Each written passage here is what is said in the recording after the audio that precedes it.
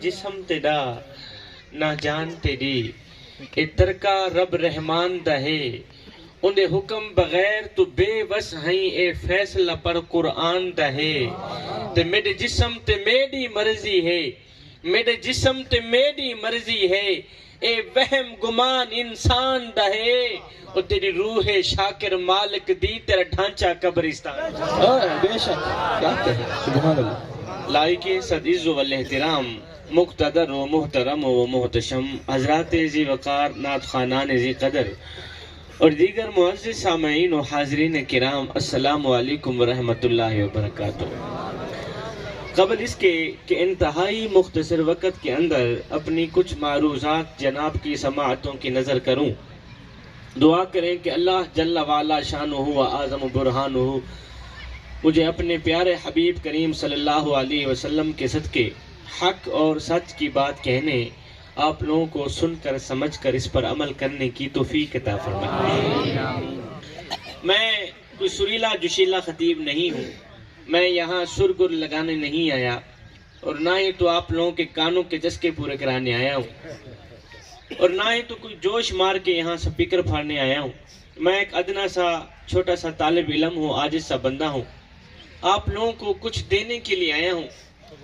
اگر آپ لوگ کچھ لے لیں گے اپنی اپنی خالی جھولیوں میں ڈال لیں گے تو آپ لوگوں کا اپنا ہی فائدہ ہے، نہیں تو پھر میاں بات وہی کہ فقیرہ نہ آئے صدا کر چلے، نمازی بنو تم دعا کر چلے۔ تقاضا داد بھی صرف اسی سے ہی کروں گا جس کو اللہ پاک نے زبان دی ہو۔ میں کم از کم وہ منہ سے یہ تو بولے کہ اللہ پاک نے میری زبان پہ جو حلف سجایا ہے وہ کتنا پیارا ہے۔ کسی نئے مجمع میں جا کر میں نے کبھی نہیں کہا کہ میں آپ کے مزاج سے واقف ہوں یا نہیں، اس لیے کہ مجھے پتا ہے کہ پوری کائنات کے اندر نبی نبی کرنے والوں کا مزاج ایک ہی ہوتا ہے۔ مجھے پتا ہے پوری کائنات کے اندر یا رسول اللہ کہنے والوں کا مزاج ایک ہی ہوتا ہے۔ مجھے پتا ہے پوری کائنات کے اندر علی علی کرنے والوں کا مزاج ایک ہی ہوتا ہے۔ قبلہ صدیاں قبل میرے کریم نبی اس دنیا پہ جلوہ گر ہوئے، صدیاں قبل میرے پاک نبی اس پاک مٹی سے گزرے، آج صدیاں بعد بھی ماحول کی تازگی بتاتی ہے جیسے کوئی کل ہی گزر گئے۔ کسی نے کیا خوب لکھا تھا، زمین سے آسمان تک، آسمان سے لامکان تک ہے، کہاں کھولے تھے گیسو یار نے خوشبو کہاں تک ہے۔ قبلہ اتنا تذکرہ میں نے کسی کا ہوتے نہیں دیکھا جتنا میرے حضور کا ہو رہا ہے۔ گھر گھر چراغا حضور کے نام کا ہے، گلی گلی آقا کی محبتوں کے ترانے پڑے جا رہے ہیں۔ میرے امام فرماتے ہیں لوگوں میرے نبی کا ذکر کیا کرو، لوگوں میرے نبی کے تذکرے چھیڑا کرو، لوگوں میرے نبی کی میٹھی میٹھی باتیں چھیڑا کرو۔ اے میرے نبی کی میٹھی میٹھی باتیں ایک ایسی کستوری ہے کہ تم جو چھیڑتے چلے جاؤ گے خوشبوئیں پھیلتی چلے جاؤ۔ ذکر مصطفیٰ کی محفل میں آنے والوں، آج میں تمہیں 4 نصیحتیں دینے آیا ہوں۔ کتنی میاں؟ سارے بولو نا کتنی؟ میں 4 نصیحتیں سونے کی تختی پہ لکھنے والی نصیحتیں لے کے آیا ہوں۔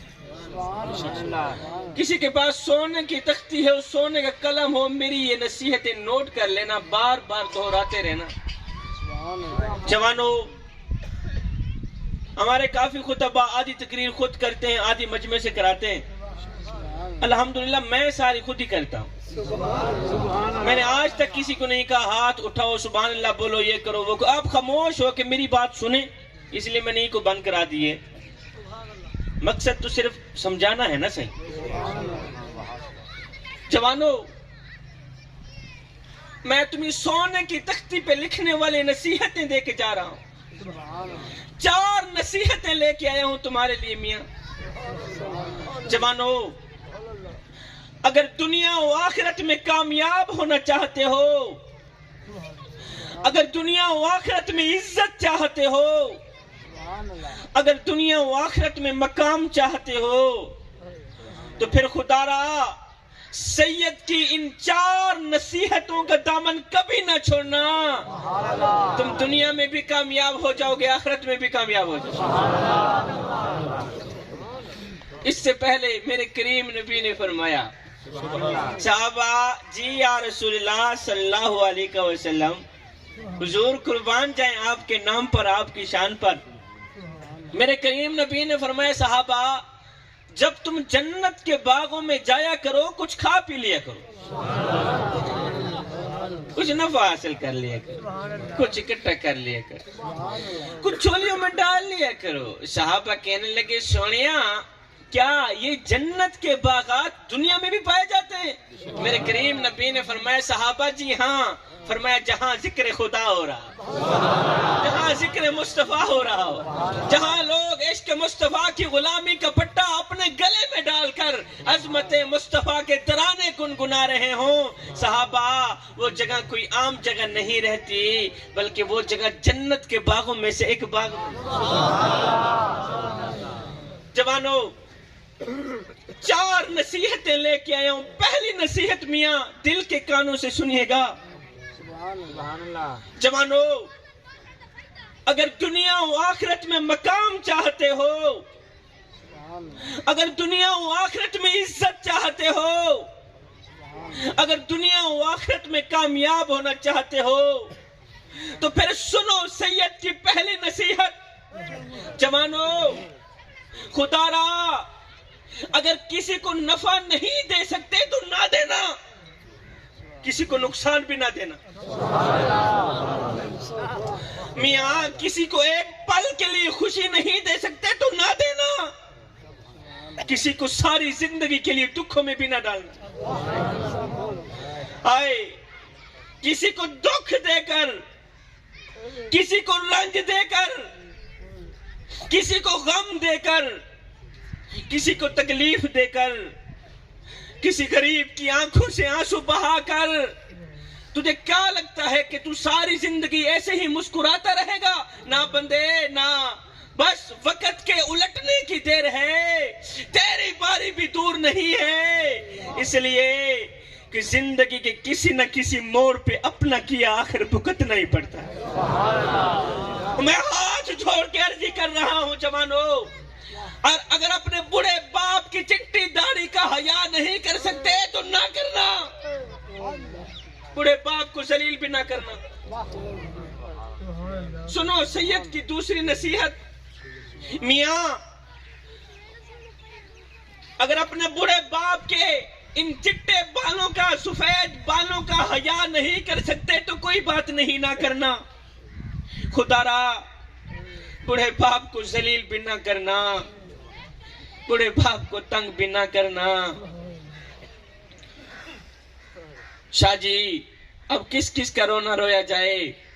آج تو میری قوم کا نوجوان اپنے بوڑھے باپ کو کہتا ہے، او چٹی داڑھی والے، تو نے ہمارے لیے کیا کچھ اکٹھا کیا؟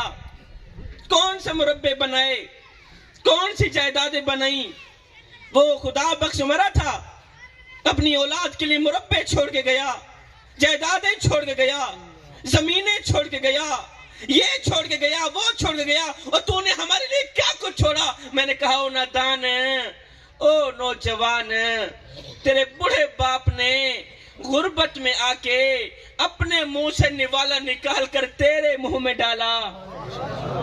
وہ بڑا باپ جو بری کمر پہ بوریاں لاد لاد کے دن رات محنت مزدوری کرتا رہا، اوور ٹائم لگاتا رہا، اس نے غربت میں آ کے اپنے منہ سے نوالا نکال کر تیرے منہ میں ڈالا، اپنی رگوں سے خون نکال کر تیری رگوں میں ڈالا۔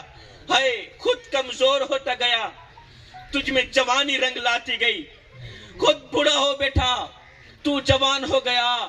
آج تو جوان ہی کیا ہوا کہ آج تو باتوں باتوں پہ کہتا ہے، او بڈھے تو نے ہمارے لیے کیا کچھ اکٹھا کیا ہے؟ میں نے کہا، او نادان، اگر تو نوجوان ہے، اگر تو صاحب عقل ہے تو پھر سن، تیری جوانی ہی تیرے بڑے باپ کے لیے سب سے بڑا خزانہ ہے۔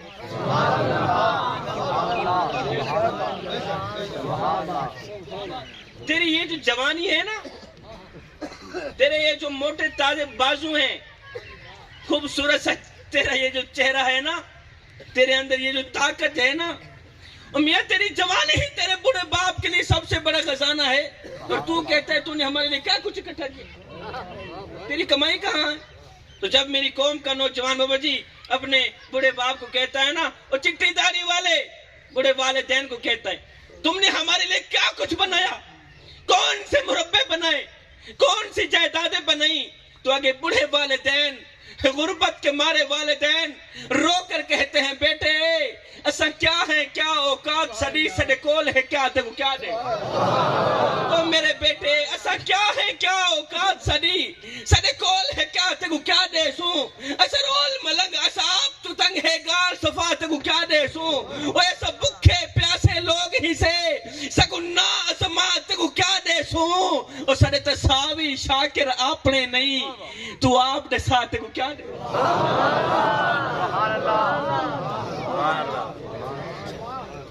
بیٹا ہم آپ کو کیا دے سکتے؟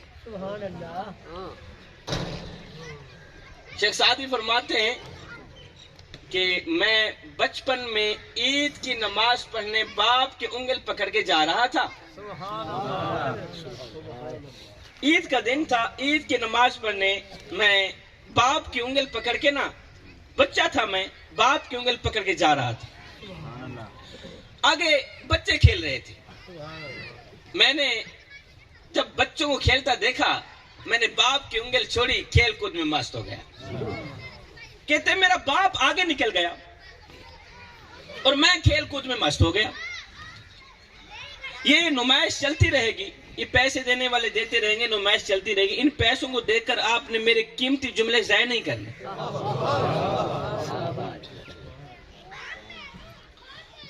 کہتے ہیں جب میں نے بچوں کو دیکھا باپ کی انگل چھوڑی، بچوں کے ساتھ کھیل کود میں مست ہو گیا، میں کھیل میں مست ہوا، میرا باپ کچھ آگے نکل گیا، جب میں کھیل سے فارغ ہوا، جب میں اپنے ہوش میں او میرا باپ کہاں ہے، اب میں رو رہا تھا، میں چیخ رہا تھا ہے میرا باپ کہاں ہے، میں تو مارا گیا، میں تو لوٹا گیا، میں تو تنہا رہ گیا، میں تو اکیلا رہ گیا، ادھر سے میں رو رہا تھا، ادھر سے میرا باپ بھی مجھے ڈھونڈتا ڈھونڈتا آ نکلا۔ جوانوں، میاں شیخ سعدی کے باپ کے وہ جو جملے ہیں دل کے کانوں سے سنیے گا، شیخ سعدی فرماتے ہیں جب مجھے میرے باپ نے اکیلا دیکھا، تنہا دیکھا، تو میرے باپ نے مجھے ڈانٹ کر کہا او سعدی میں نے تجھے کہا نہیں تھا اور باپ کی انگل نہیں چھوڑنی، اور نادان تجھے پتہ نہیں ہے کہ جو باپ کی انگل چھوڑتا ہے وہ اکیلا ہی رہ جاتا ہے،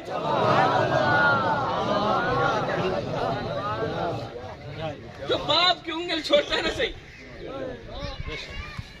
وہ اکیلا ہی رہ جاتا ہے، وہ تنہا ہی رہ جاتا ہے۔ جوانوں، اپنی اپنی انگل تو دکھاؤ، اپنے اپنے ہاتھ تو دکھاؤ، کن کن کے ہاتھ میں بوڑھے باپ کی انگل ہے،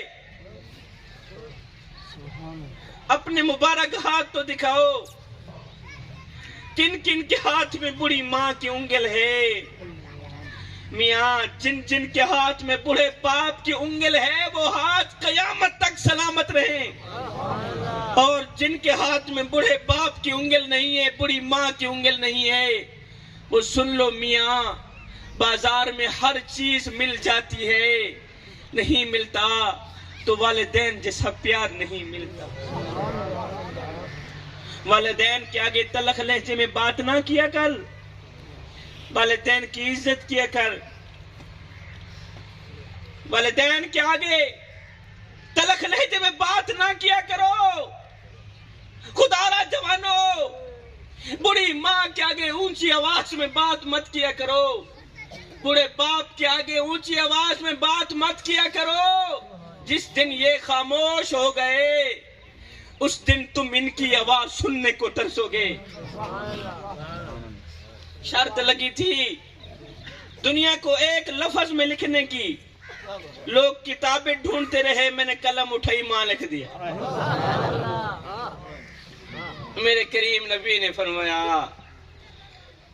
او صحابہ، ایک دن میرے کریم نبی مسجد نبوی میں آئے. میرے کریم نبی کی آنکھیں چھم چھم برس رہی. میرے کریم نبی کی آنکھیں چھم چھم، آنسو ہی آنسو. صحابہ بول پڑے، سوڑیا قربان جائیں آپ کے نام پر، آپ کی شان پر. آج آپ کی آنکھیں کچھ زیادہ ہی رو رہی، آپ کی آنکھیں کچھ زیادہ ہی آنسو بہا رہی ہیں. آخر کیا وجہ ہے؟ آخر کس بات نے آپ کو رلایا؟ میرے کریم نبی نے فرمایا، صحابہ آج مجھے میری ماں کی یاد آئی.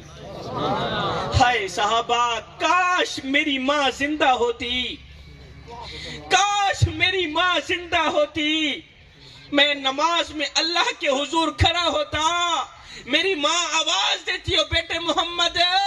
میں نماز چھوڑ کر دوڑ کر ماں کے پاس چلا جاتا اور دنیا والوں کو بتاتا کہ ماں کی عظمت کیا ہو.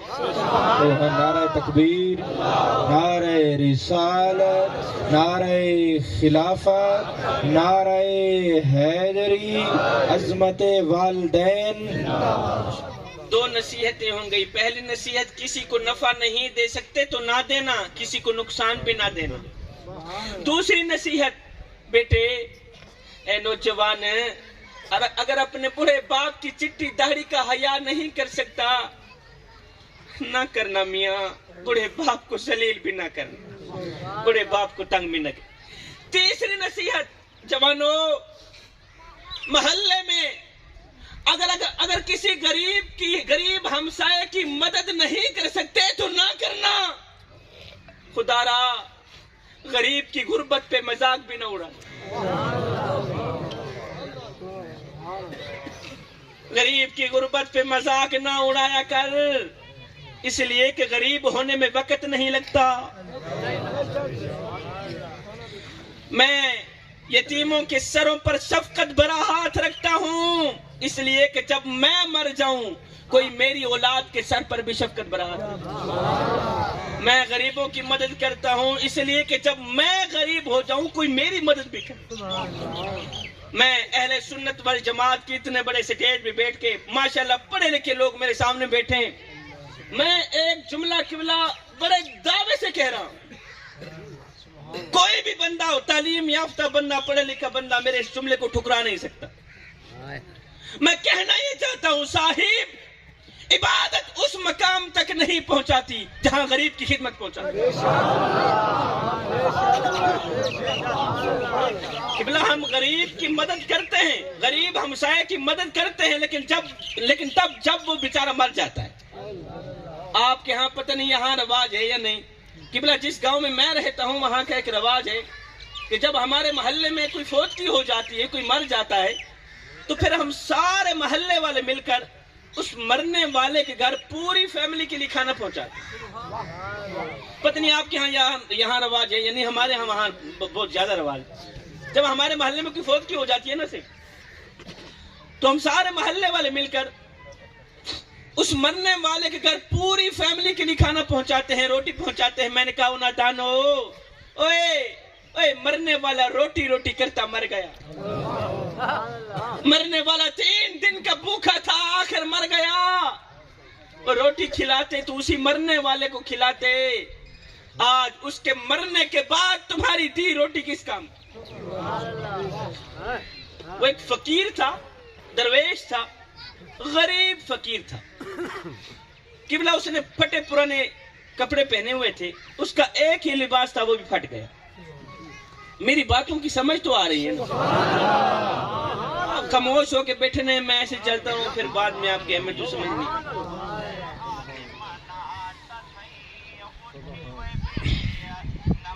قبلہ ایک فقیر تھا، درویش تھا، غریب فقیر تھا.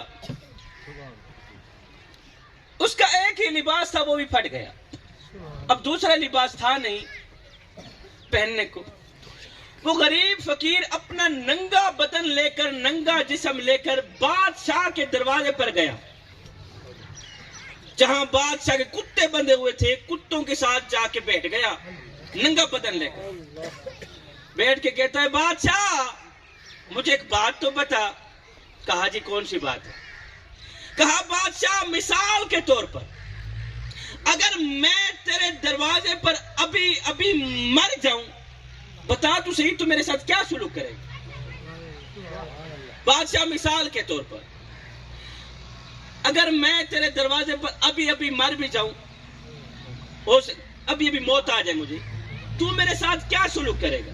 بادشاہ نے کہا فقیر میاں اگر تم میرے دروازے پر ابھی ابھی مر بھی گیا تو میں یہی کچھ کروں گا، تجھے کفن دے کر دفن کر دوں، تجھے کفن دے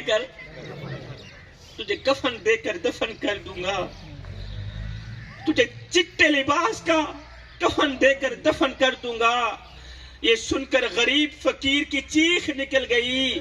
غریب فقیر رو کر کہنے لگا بادشاہ میرے مرنے کے بعد جو میری مردہ لاش ڈھانپنے کے لیے مجھے کفن دو گے نا وہ آج ہی دے دو تاکہ میں اپنی زندہ لاش تو ڈھانپ سکوں۔ اور میاں میرے مرنے کے بعد تمہارا دیا لٹھے کا سوٹ کس کام کا؟ آئے روٹی امیر شہر کے کتوں نے چھین لی، فاقہ غریب شہر کے بچوں میں بٹ گیا، چہرہ بتا رہا تھا کہ اسے مارا ہے بھوک نے، حاکم نے یہ لکھا کہ یہ کچھ کھا کے مر گیا۔ میاں اہم دن وہ نہیں تھا جس دن آپ اس دنیا میں آئے تھے، نا میاں نا، اہم دن تو وہ دن ہوگا جب تم لوگ یہ جان لوگے کہ تمہارے آنے کا مقصد کیا تھا۔ درخت اپنا پھل خود نہیں کھاتے، جم شالا دریا اپنا پانی خود نہیں پیتے، اس لیے کہ دوسروں کے لیے جینا ہی اصل زندگی ہے۔ صاحب تیری گلی میں اگر کوئی شیعہ رہتا ہے، تیری گلی میں اگر کوئی وہابی رہتا ہے، تیری گلی میں اگر کوئی سنی رہتا ہے، دیوبندی رہتا ہے یا کوئی غیر مسلم رہتا ہے، اس کا حساب وہ خود دے گا۔ مگر سنو، اگر روٹی نہ ملنے کی وجہ سے رات کو بھوکا سو گیا، اے بندے اس کا حساب تجھے دینا۔ اگر غریب کی مدد نہیں کر سکتے اس کی مدد خدا کرے گا، غریب کی غربت پہ مذاق بھی نہیں ہونا۔